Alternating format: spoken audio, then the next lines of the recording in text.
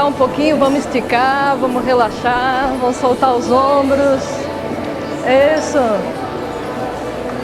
Muito bem, relaxa os ombros, relaxa as pernas.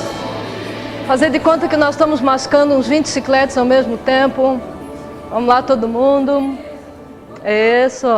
Aproveite e cumprimente o colega do lado, deseje uma excelente palestra, dê um abraço.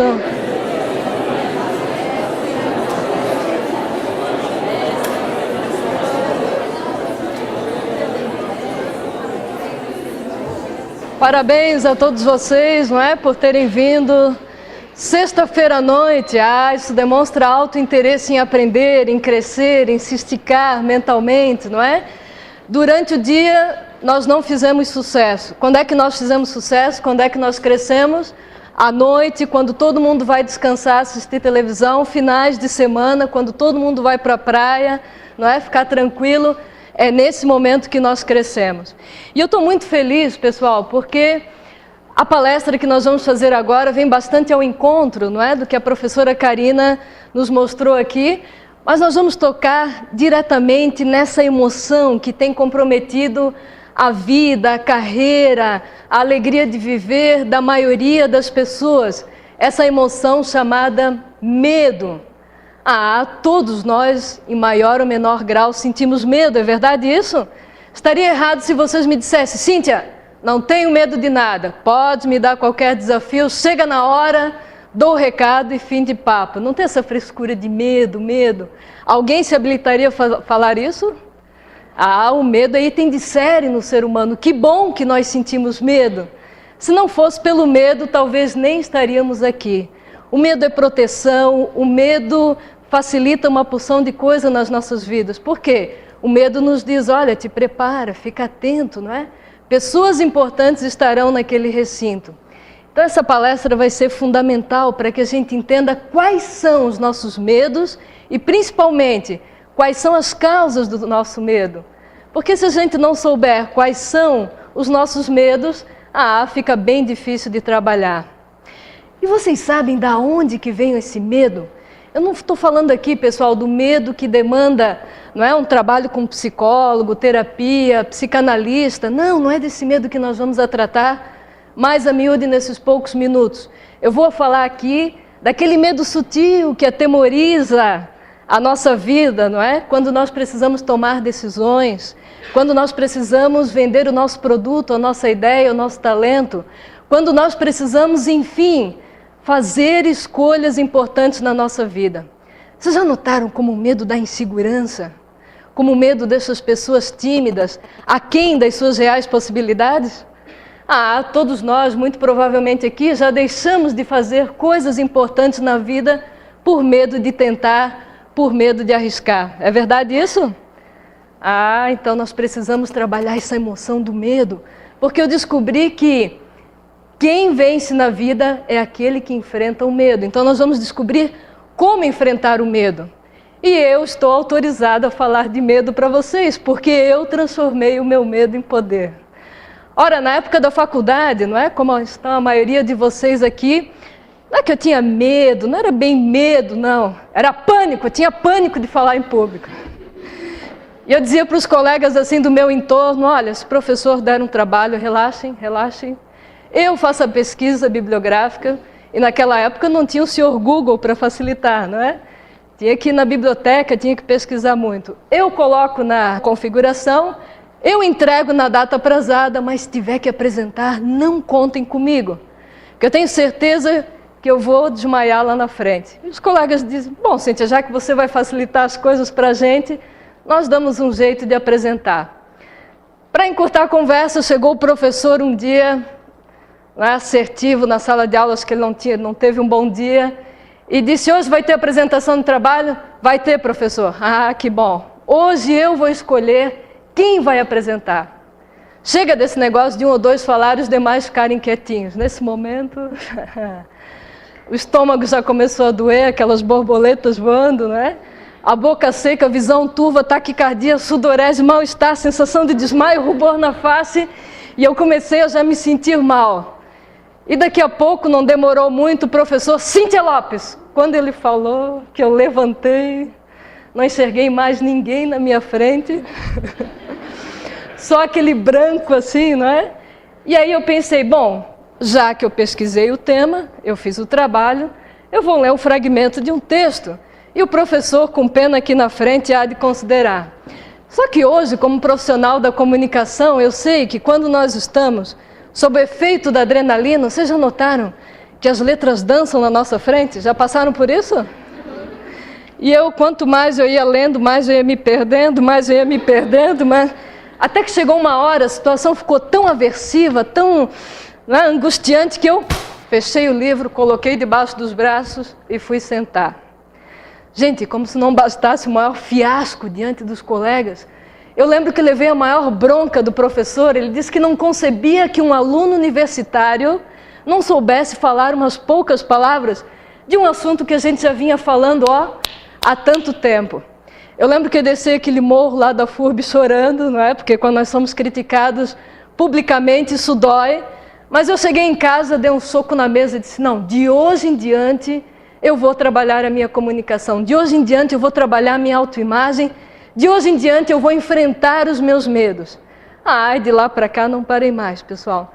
E eu descobri que o meu medo de falar em público era só aquela pontinha do iceberg, para mostrar como minha autoestima era debilitada, não é? Me achava feia, sem nenhum atrativo, sem nenhum conhecimento. Eu achava que as pessoas não tinham nada que absorver da minha fala. E aí eu comecei a transformar o meu medo em poder. Então, a partir disso, eu comecei a descobrir que os dois maiores medos do ser humano é o do fracasso e da rejeição. Será que esse é o seu caso? Você tem medo de ser rejeitado? Medo de não agradar? Medo da falta da aprovação externa? Tem medo do ridículo? Você tem medo de que as pessoas não vão gostar de você? A revista Time, não é, dos Estados Unidos, publicou ano passado uma notícia curiosa. O maior medo do ser humano é o de terminar a vida sozinho e rejeitado. Medo da rejeição. Por isso que nós fizemos de tudo para agradar, para ser bacana, para ser legal. Passamos por cima dos nossos valores para ser querido, para ser aceito. Já notaram isso? E aí nós dizemos sim quando queríamos dizer não, não quando queríamos dizer sim, e a nossa autoestima vai ficando cada vez mais debilitada. Será que é esse o seu caso? Então, pessoal, para nós enfrentarmos a vida, é preciso muita autoconfiança, uma autoimagem positiva. E aonde que a gente aprendeu a ter baixa autoestima? Sobretudo na infância. Porque os únicos dois medos que um bebê nasce, a Karina, que é psicóloga, e tantas outras aqui, a Fran, sabe que os dois únicos medos que o bebê nasce é o medo da altura e medo de barulho. Os demais medos todos foram aprendidos. É como a licença de um carro, não é? O carro por si só não tem como fazer uma licença para ele. Assim somos nós. Então, quando a criança de 4 anos ouve do seu pai e da sua mãe mais ou menos assim: olha, se você não fizer determinada coisa, o bicho-papão vai te pegar. Se você não ficar quietinho, a bruxa vai te levar. Pronto. Está instalado o medo na essência da criança. É verdade isso? E aí, uma criança até seus 10 anos de idade recebe em média 100 mil nãos. Não faça isso, não faça aquilo, tire a mão daí, fica quieto, isso, mais aquilo. Uma criança de 2 anos, ela é inquisitiva, ela vai mexer no vaso e a mãe, não toca nesse vaso, que esse vaso vai cair, vai quebrar. E a criança não dá bola, se aproxima do vaso, o vaso cai e quebra. Diz, é verdade, sempre que eu tocar nesse vaso, ele vai cair, vai quebrar. E aí nós formamos crenças. O que são crenças? Não tem nada a ver com religião, com a nossa fé. Não, tudo isso é muito bom. Eu estou falando de crenças, algo que nós aprendemos a respeito de nós mesmos, mas que nem sempre é verdade. Que crenças são essas? Não sou bom para dançar, não sou bom para falar em público, eu nunca vou ganhar dinheiro com facilidade. Claro, nos ensinaram na infância que dinheiro é sujo, que gente rica não entra no céu, que é melhor ser pobre, honesto, do que rico desonesto. Só que os nossos pais esqueceram de nos dizer, né, que tem pobre honesto e pobre desonesto. Rico honesto e rico desonesto. Então essas crenças, pessoal, vai atrapalhando a nossa vida, e hoje a gente não sabe por que quando a gente vai vender o nosso produto, é como se, né, aqueles medos todos da infância viessem e nos atrapalhassem. Mas depois que eu descobri, olha só o que a palavra medo na sua etimologia quer dizer. Tenha dó de mim. Quando eu descobri que boa parte do meu medo era vaidade, eu tinha muita vaidade, não é? Deus o livre se as pessoas rissem de mim, me ridicularizassem, não gostassem do que eu falo. O tímido, geralmente ele é muito vaidoso, já notaram isso? A gente não quer fazer papel de bobo. Então, se eu tiver a vaidade de fazer uma palestra absolutamente perfeita para vocês nessa noite, eu nem deveria ter saído de casa. Porque eu sei que eu posso acertar muito, mas o erro também está implícito, é verdade isso?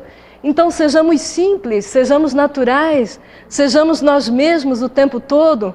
Não queira ser aquela pessoa perfeita para a sociedade, não é? A Karina falou disso, a sociedade nos exige uma postura. Eu não quero ser perfeita para essa sociedade enlouquecida lá fora, consumista, não é? Que gasta dinheiro para se aparecer para pessoas que não gostam, olha que coisa. Então tenha pena de mim. Não, eu não quero que tenham pena de mim. Nós vamos trabalhar esse nosso medo. Olha só exemplos de crenças que nós adquirimos. Sou feio, sou estúpido, não mereço, acho muito difícil, eu gostaria, vou tentar, não consigo, sou desse jeito mesmo. Quando a pessoa diz sou desse jeito mesmo, é difícil mudar a crença. Não, ninguém está condenado a ser o que sempre foi. Por isso que nós estamos reunidos aqui nessa noite. Nós podemos mudar. E a boa notícia que eu tenho para todos nós é que nós não fomos codificados. Nós somos codificados linguisticamente. Mas essa linguagem não foi forjada nem no ferro e nem no aço. Essa linguagem, ela é mental. Significa que eu posso ressignificar. Então, a partir de hoje, eu tenho que trabalhar esse diálogo interno, não é? Sabe essa vozinha que está dentro da sua cabeça? Essa vozinha que está perguntando que vozinha? Essa vozinha é a sua amiga ou sua inimiga? Essa vozinha veio da onde? Olha só, a maioria dos nossos medos, pessoal, não acontecem. Mais de 90% dos nossos medos não tem razão de ser. Ou seja, a gente é excessivamente preocupado.